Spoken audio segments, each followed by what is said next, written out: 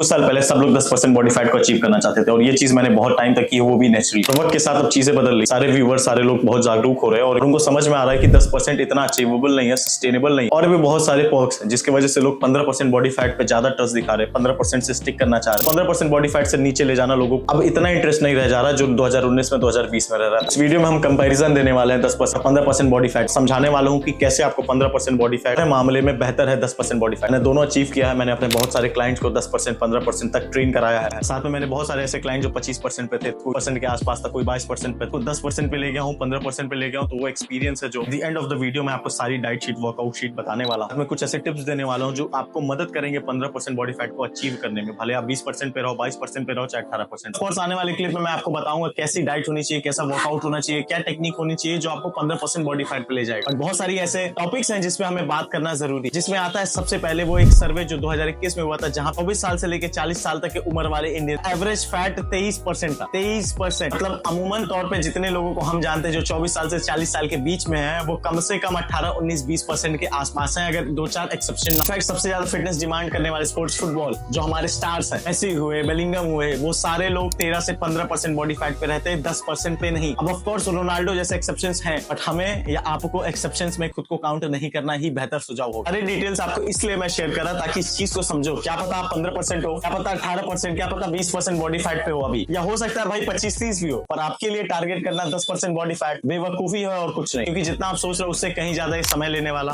उससे कहीं ज्यादा ये एक्सपेंस लेने वाला, उससे कहीं ज्यादा मेहनत लेने वाला और सेक्रीफाइसेस लेने वाला। सो रेदर देन आप सोचो कि 10% पहुंचना है, आपका पहला प्लान 15 से 18% बॉडी फैट के आसपास होना चाहिए। तो कंपैरेटिवली काफी ज्यादा इजी है। क्यों? क्योंकि जैसे जैसे आखिरी स्टेजेस के बॉडी फैट परसेंटेज कम होते हैं, वो चीजें उतनी टफ होते जाती है। मेरी फोटोज देखिए जहां पे 25 से 26% बॉडी फैट से मुझे 20% आने में सिर्फ 6 हफ्ते लगे थे। 20% से 15% तकरीबन आने में हमें 3 महीने लगे, और उस 15 से मुझे 10% हिट करने में तकरीबन 4 से 5 महीने लगे। और उसके पहले भी मेरे पास मसल मास थी, उससे पहले भी मेरे पास नॉलेज थी, उससे पहले भी एक्सपीरियंस था ट्रेनिंग का। इसकी सारी चीजें होने के बावजूद इतना समय लगा। तो खुद के बारे में, इन केस आपने भी जिम ज्वाइन किया, 6 से 1 साल हुआ और इंस्टाग्राम पे लोगों को देख रहे हो जो 10% के नीचे है, आपको नहीं पता वो कैसे कर रहे हैं, क्या कंज्यूम कर रहे हैं, क्या इंजेक्ट कर रहे हैं, आपको कोई आइडिया नहीं। सिर्फ आप 6 से 12 महीने का समय दो, आप खुद रियलाइज कर जाओगे नेचुरली क्या पॉसिबल है क्या नहीं। अब चलते हैं बात करते हैं इसे अचीव कैसे करना। 15% के आसपास भी पहुंचना, आपको बॉडी फैट कुछ भी हो सकता है, 25%, 27%, 20%। तो सबसे पहले आपको चीजों पे वर्क करना पड़ेगा, जिसमें डाइट, वर्कआउट, कुछ हैबिट्स है। स्टार्ट करेंगे डाइट से। देखिए बॉडी फैट कम करने के लिए सबसे पहले लोग कैलोरी डेफिसिट को क्रिएट करते हैं, और ये सही भी है कुछ हद तक। Total daily energy expenditure calculate करने के बाद उसे रिफील कैसे देना है, डेफिसिट कितनी बनानी है, ये बहुत मायने रखता है। आपको 10-10, 15, 5-5 ये रूल याद करना पड़ेगा। कभी डेफिसिट बनाए, कभी भी 10% के ऊपर ना बनाए, 4 हफ्ते इंतजार करें। फॉर एग्जांपल, अगर आपका टोटल कैलोरी कंजप्शन 1000 है, तो आपको पहली डेफिसिट 10% से ज्यादा नहीं बनानी। 900 कैलोरीज आपको 4 हफ्ते वेट करना, बॉडी फैट सेट करना, स्ट्रेंथ मेंटेन करने की कोशिश करनी है। फिर से आपको 10% का डेफिसिट देना है, ताकि अगले 4 हफ्तों के लिए आपकी टोटल डाइट तकरीबन 810 हो जाए। यहाँ पे आपकी एनर्जी लेवल्स, आपकी स्ट्रेंथ सारी गिरने लगेगी। इस वजह से आपके हार्मोन्स ना वीक पड़ जाए, आपके मेटाबॉलिक रेट ना गिर जाए, आपको फिर से एक रिफीड देना पड़ेगा। और यहाँ पे आप 15% रूल इस्तेमाल करेंगे, जहाँ पे आपके करंट डाइट का 15% आपको एडिशनल करना पड़ेगा। 810 कैलोरीज का तकरीबन बना 120 कैलोरीज की नेक्स्ट डाइट होगी 930 कैलोरीज की, जहाँ पे सिर्फ 2 हफ्ते का रिफीड देना है, वापस से 5% डेफिसिट अगले 4 हफ्तों के लिए देनी।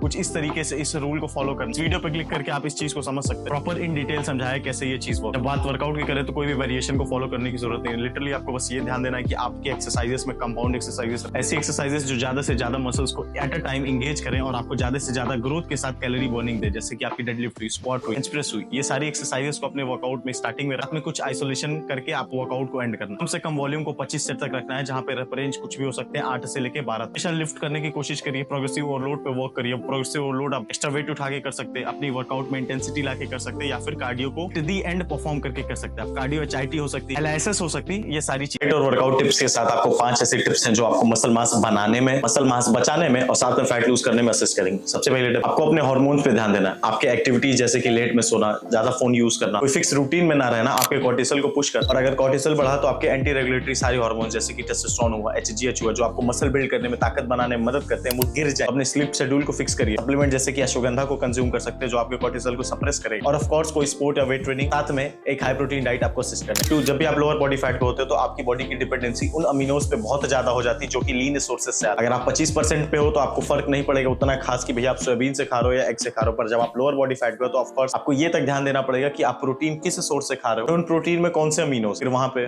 टमाइन नहीं, आपको ल्यूसीन लगेगा। और ये चीज अगर नहीं करेंगे तो आपका मसल ब्रेकडाउन बहुत ज्यादा होगा और हेवीली आप मसल लूज करोगे। तो अपने प्रोटीन पे कहां से और कौन सा है इस पे बहुत ज्यादा फोकस करना पड़ेगा। तीसरा टिप आपकी ईटिंग डिसऑर्डर से होने वाला। आपको ये चीज समझनी पड़ेगी, जब भी आप 10%, 12%, 15% बॉडी फैट को अचीव करने का एम कर रहे हो, तो आपको तभी खाना जब आपको असल में भूख लग रही है। इससे आपके इंसुलिन इंडेक्स में काफी इंप्रूवमेंट आता है, आपकी कैलोरी डेफिसिट को मेंटेन करने में काफी इंप्रूवमेंट आता है। ये चीज अचीव कैसे होगी? ये फास्टिंग से होगी। अब वो 16 घंटे 18 घंटे की फास्ट करो, या फिर अपने number of meals through out the day, आप 5 खा रहे हो तो उसे 3 कर दो। भले सेम कैलोरीज पे रहो, सेम प्रोटीन पे रहे, but number of meals cut कर दो। विद टाइम आप रियलाइज कर जाओगे क्रेविंग और हंगर का। अगला टिप होने वाला है आपके कार्डियो से रिलेटेड। भले ही रनिंग आपकी कैलोरीज ज्यादा बर्न करती है, भले ही रनिंग आपका समय बचाती है, बट आपको समझना पड़ेगा कि वो एलाइसिस में आती है, जो कि आपके फैट मॉलिक्यूल्स को यूज करती है आपको एनर्जी प्रोवाइड करने के लिए। जहां पर रनिंग आपकी मसल ब्रेकडाउन पे ज्यादा फोकस करती है, और लोअर बॉडी फैट के साथ अगर आप मसल लूज करने लगे, कभी भी वो क्रिस्पी सिक्स पैक एब्स वाली बॉडी अचीव ही नहीं कर पाओगे। अपने टोटल डेली स्टेप्स को 2000, 3000, 1000 करके भी डिवाइड कर सकते हो, और at the end of the day अपने टोटल स्टेप को अचीव कर लोगे, जो कैलोरी बर्न भी कराएगा, सस्टेनेबल ही है, और वो आपको इतना इफेक्ट भी फील नहीं कराएगा फटीग का कि आप थ्रू आउट द डे फिर कोई और काम ना करो। आखिरी स्टेप आपके मेटाबॉलिक एडेप्टेशन से है। ऐसा प्रोसेस है जब आप कैलोरी डेफिसिट में अपनी बॉडी को ले जाते हैं, तो खुद ब खुद बॉडी भी अपने मेटाबॉलिक रेट को गिरा दे। ये सोचते हो कि भैया 2000 कैलोरीज मेरा मेंटेनेंस है, मैं 200 कैलोरीज डाइट के थ्रू डेफिसिट क्रिएट करूंगा, but at the same time आपकी बॉडी भी आपकी मेटाबॉलिक एक्टिविटी को कम कर देती है, जिसकी वजह से मेटाबॉलिक बर्निंग कम हो जाती है। तो जब भी आप कैलोरी डेफिसिट में आप खुद को रखें, तो भैया 4 हफ्ते, 6 हफ्ते, 8 हफ्ते से ज्यादा खुद को ना रखें। एक रिफीड डाइट जरूर दें और सब्र करें। फैट लॉस इतना आसान है नहीं जितना यूट्यूबर्स दिखाते। स्क्रीन पर दिखने वाले इन 2 वीडियोस को अगर आप चाहें तो देख सकते हैं, जो इन डिटेल बात किया कि कैसे 15% रीच करने के लिए अप्रोचेस रख। मिलता हूं अगली वीडियो में कुछ नई इन्फॉर्मेशन।